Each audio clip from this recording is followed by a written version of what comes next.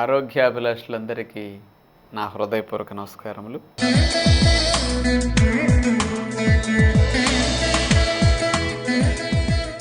ఈరోజు మనం ఖర్జూరం పౌడర్ వాడితే లాభాలు తెలుసుకోబోతున్నాం. ఈ విషయాన్ని మీరు ఇంతకుముందు ఎప్పుడు ఎక్కడ వినుండరు, ఎక్కడ ఈ ఖర్జూరం పౌడర్ చూసుండరు, ఎవరు మీకు చెప్పుండరు, ఏ రకంగా వాడే విధానము అవగాహన లేదు. మనం అన్నిటికీ పంచదార బెల్లాన్నే వాడుతూ ఉంటాం. జ్యూసుల్లో వాడిన, స్వీట్స్లో వాడిన, వంటల్లో వాడుకున్న ఈ పంచదార బెల్లాన్నే వాడుతున్నాం. అవి మనం తయారు చేసేటప్పుడు రకరకాల కెమికల్స్తో తయారు చేయటం వల్ల, హై హీట్కి అంత వేడికి గురి చేయటం వల్ల, పంచదార బెల్లం వల్ల అనేక రకాల నష్టాలు మన శరీరానికి కలుగుతూ ఉంటాయి. అవందరికీ తెలుసు. కానీ పంచదార బెల్లం వాడకుండా అసలు మనకు తీపి రాదా అనే ఆలోచన ఎవరూ చేయటం లేదు. కానీ పంచదార బెల్లం వాడకుండా దాని ప్లేసులో మనం తీపి కావాలంటే ఖర్జూరం పొడి వాడుకోవచ్చు. ఇది ఆరోగ్యకరమైన ఆహార పదార్థము. ఖర్జూరము అనేది ఏ పంచదార నీళ్ళల్లోనో బెల్లం నీళ్ళల్లోనో పాకంలో ముంచిన పళ్ళు కాదు. ఖర్జూర పళ్ళు అది ప్రకృతి ప్రసాదించిన సహజమైన పండు. ఆ పండుని డ్రై చేస్తే ఎండు ఖర్జూరము. ఎండు ఖర్జూరాలు సంవత్సరం పొడుగునా నిలవ ఉంటాయి, చెడిపోవు. ఈ ఎండు ఖర్జూరాన్ని మనం పౌడర్గా చేసి వాడుకోవచ్చు.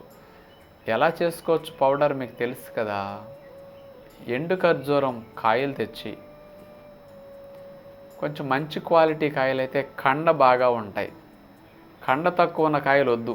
ఊరికే గింజ ఎక్కువ కండ తక్కువ ఉంటే వేస్ట్, ఈతకాయలా ఉంటాయి, అవి వద్దు. కొంచెం లావుగా ఉండి కండ ఎక్కువగా ఉన్న ఎండు ఖర్జూరాలు కొనుక్కోండి. బండ పెట్టి కొట్టండి, ముక్కలు అవుతుంది. గింజ తీసేసేయండి. ఆ ఎండు ఖర్జూరం ముక్కల్ని ఎండ పెట్టేసేయండి, చిన్న చిన్న ముక్కలుగా కొట్టిన వాటిని. 4-5 రోజులు ఎండిన తర్వాత ఈ ఎండు ఖర్జూరం ముక్కల్ని మిక్సీలో వేసి తిప్పండి. మెత్తగా పౌడర్గా అయ్యేటట్టు చేయండి. జల్లించండి. అడుగునొచ్చే మెత్తటి పౌడర్ తీసుకోండి. పైన వచ్చే ముక్కల్ని ఎండబెట్టి మళ్ళా మిక్సీ వేసుకొని జల్లించుకోండి.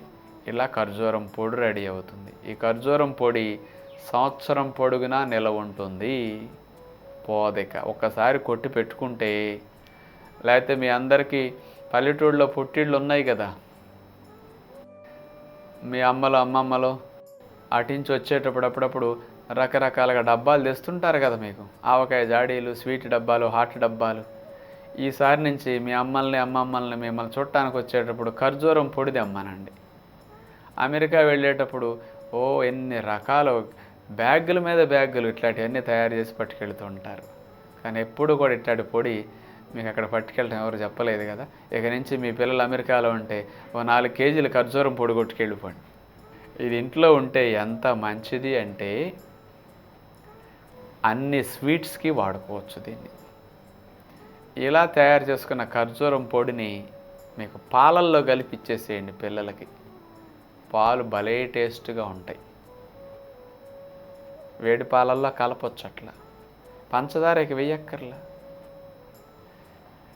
పంచదారలో ఐరన్, బెల్లంలో ఐరన్ తక్కువ. ఖర్జూరంలో చాలా ఐరన్ ఉంటుందండి. మళ్ళీ చాలా ఎనర్జీ ఎక్కువ ఉంటుంది, చాలా విటమిన్స్ అవి ఎక్కువ ఉంటాయి. కానీ ఇందులో సైడ్ ఎఫెక్ట్స్ ఉండవు, కెమికల్స్ ఏమి ఉండవు. న్యాచురల్ ఫ్రూట్ కాబట్టి దోషం ఉండదు.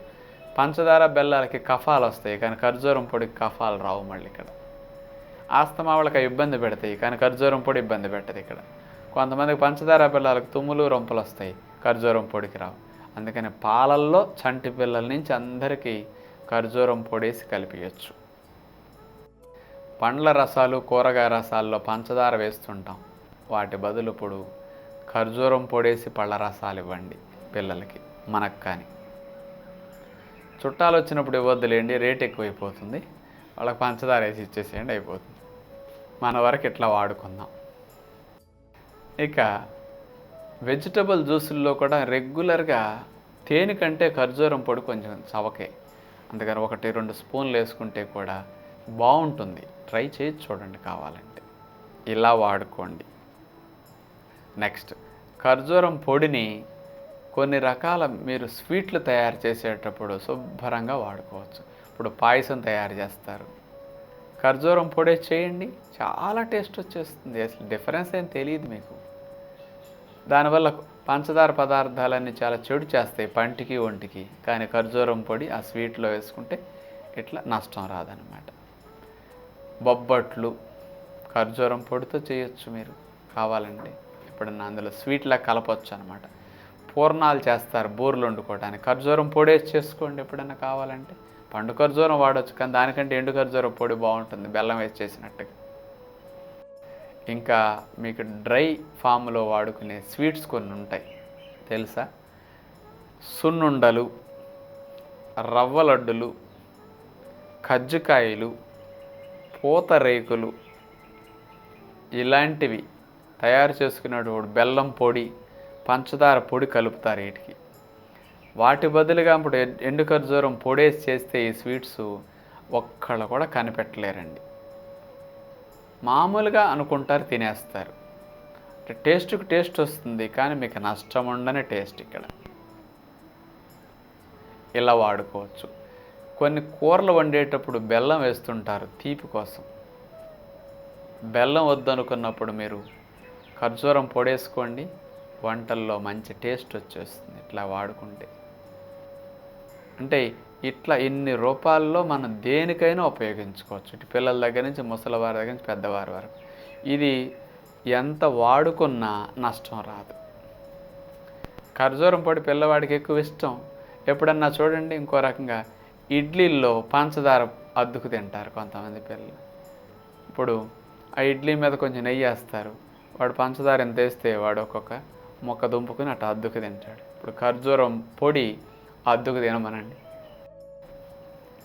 ఎంత బాగుంటుందో చూడండి ఒక్కసారి. దోశల్లో ఖర్జూరం పొడి అద్దుకు తినమనండి, ఎంత బాగుంటుందో.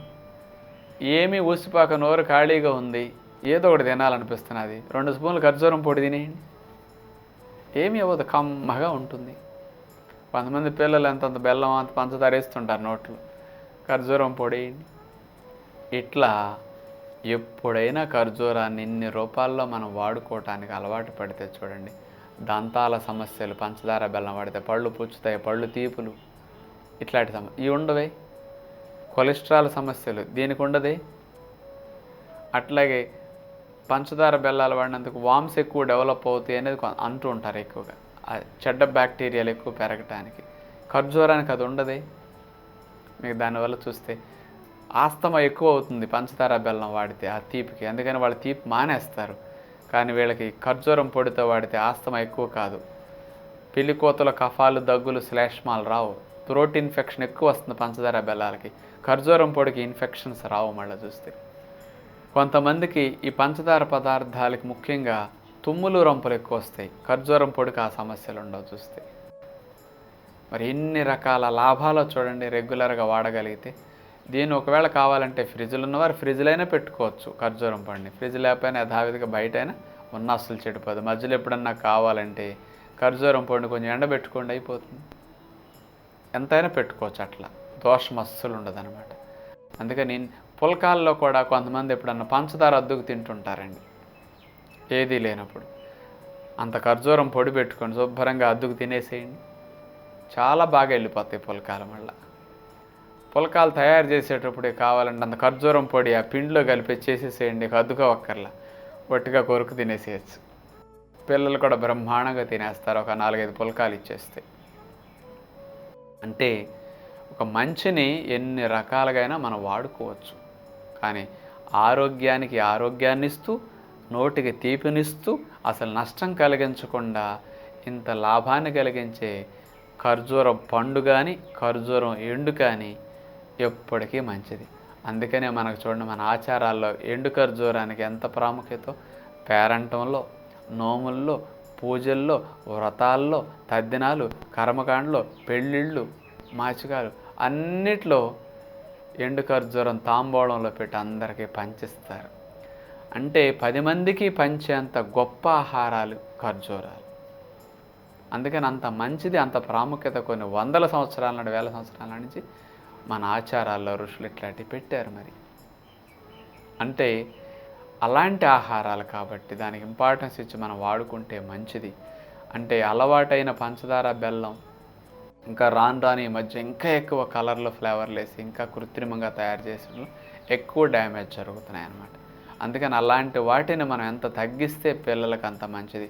చంటి బిడ్డలకు అసలు పంచదార, బెల్లాలు వాడారు అంటే వాళ్ళకి రెసిస్టెన్స్ తగ్గిపోయి తరచూ దగ్గుతూ 10 రోజులు 20 రోజులు అవస్థ పడుతుంటారు.